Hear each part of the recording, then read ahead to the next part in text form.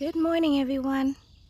This is the Glen mango that I have, and it looks like it's doing great since I tip pruned it. So you know mango can get really tall, and I want to keep it so that it's not too tall since it's in a pot. It's in this big massive pot right here I have. And actually I'm looking to repot it, but I want to wait until it's done fruiting and then possibly transplant it in the fall time.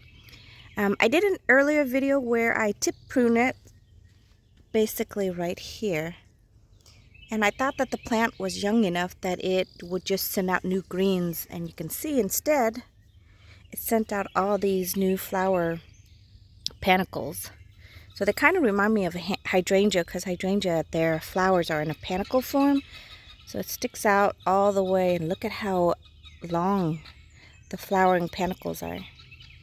So I've got quite a few, and I was actually really glad that it had sent way more than I anticipated. This is the original. If you watch the video, this is the only stem, I guess, that came out from this node over here. This is what I would call the multi-node. You can see down here where they kind of have single nodes from here to here, and then there's a couple nodes where it has multiple branches. So for consideration purposes, that's what I'm going to call this area. So you've got single nodes here, and then you climb up all the way, and then right here there's multiple nodes. So that's where either you're going to get a branch that will form out, or you're going to get flowering buds. And I actually had thought that I was going to just get some more branches. That was the purpose of me tip pruning it at the top. But instead, it had sent out all of these new flowering buds from this tip and the tip below it. So I'm just going to let it do its thing since it seems happy.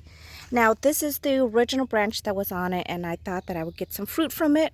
Several of the flowering tips, the panicle fell off. It never actually took. You can see here this one has actually have some fruit on it, 3 to be precise, but it doesn't look like it wants to stay on. See how it's starting to wilt? So I think it's going to drop again and fall off, which will be fine because it's still fairly new mango tree. So I guess it's better to just let it do its thing and actually set some more roots before it flowers and fruit for you.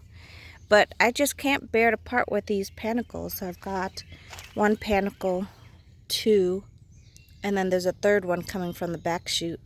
And if you move up here, you've got 1 and then 2, and this is another one that's coming out right here.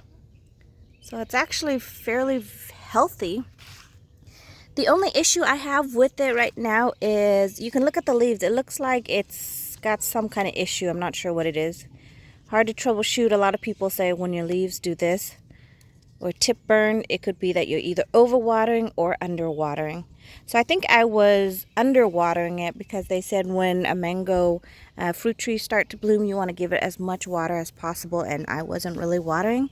And since I've watered literally every day, just put a hose in here, soak it up, and I'll just let the excess water drip out.